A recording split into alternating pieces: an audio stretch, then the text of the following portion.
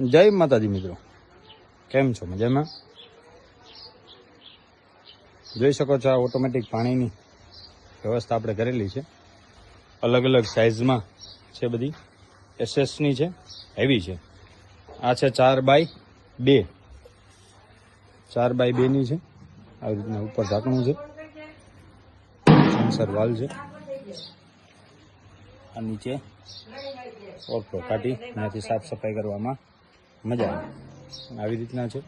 જો આ પાણી ભરેલું છે, આ જેટલું પાણી પીએ કે જેટલું ખાલી થાય